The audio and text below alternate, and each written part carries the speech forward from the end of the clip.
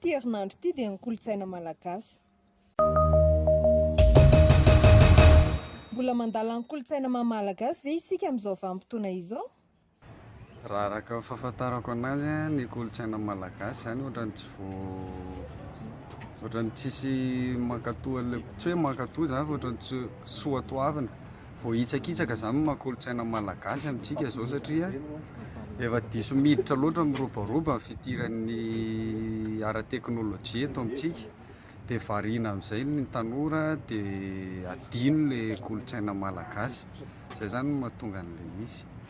Raha ny tena fandehany amin'izao fotoana izao aloha dia tsisy intsony ny fandalinana an'izany kolontsaina malagasy zany satria raisitsika ohatra fotsiny ny tanora zao dia mivoana ny amin'ny zavatra tsy tokony ho izy intsony satria tsy manaja ny soatoavana malagasy.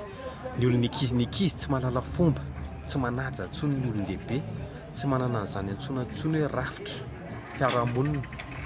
Ny ao anatin'ny fiarahamonina zany lasa mivoana makany amin'ny faharatsianandreo manarina mihitsy vokatry le tsy fanajana ny soatoavana malagasy. Raha nandeha tany anaty fiarahamonina zao ianao dia mandinika ianao fa ankabeazan'ny ankizy dia variana amin'ny Facebook.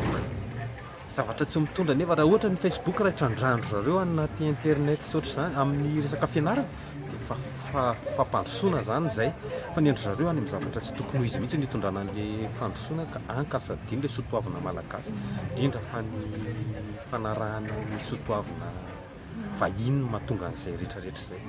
Dia inona moa zany ilay kolontsaina adino ankehitriny lasa tsy manaja intsony ny ankizy ny ray aman-dreny lasa mampianatra ny ankizy amin'ny zavatra tsy tokony ho izy intsony koa satria mena telefaonina zany ny ankizy latsaky ny 12 taona dia lasa variana amin'izy dia tsy manohy fianarana intsony any ka lasa tsy mahalala fomba ny ankabeazana.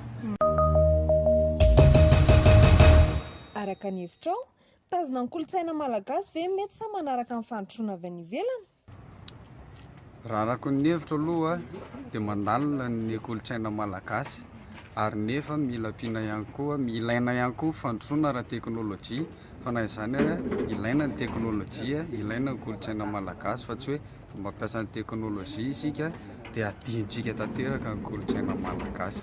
Ny hevitro aloha raha ny hevitro tsisy ohatran'ny mandalina fomba malagasy any satria tamin'ny talohany mitainombo mivadika hozy izy nitolo tsisy maka intsony. Ary raha tsisy maka intsony ny mitainombo mivadika dia efa zavatra lehibe zany satria na ny zavatra eny an-tokotany ara tokony tsisy angalatra intsony raha izay ny narahany madinika taty am-ba. Fa raha ohatra ilay izy ka nandeha mivoana tany amin'ny kolontsaina vahiny dia lasa fahoany fotsiny dia lasa manaonao foana ny mpizaza madinika ankehitriny. Nitahy sa kolontsaina malagasy fantatrao? Ny kolontsaina malagasy fantatro zao ao zao ny kilalao nentim-paharazana toy ny fanorona, katro, ireny anisan'ny kolontsaina izay tena mampiavaka amin'ny malagasy. Ao koa ny famadihana eritreretina hoe tsy dia noho ny taty amin'ny vanim-potoana kristiana ny tena dikan'ilay famadihana moa zany misy heviny be dia be fa tsy ho tariko lava ilay resaka fa misy fahasamihafana misy zavatra roa izay tsy ho voavazaka eto fa aleo ho an'ny mpandalina izay ilay izy fa azavaiko fotsiny hoe famadihana, kilalao nentim-paharazana dia ny taom-baovao malagasy ireny zany ao anatin'ny kolontsaina malagasy daholo.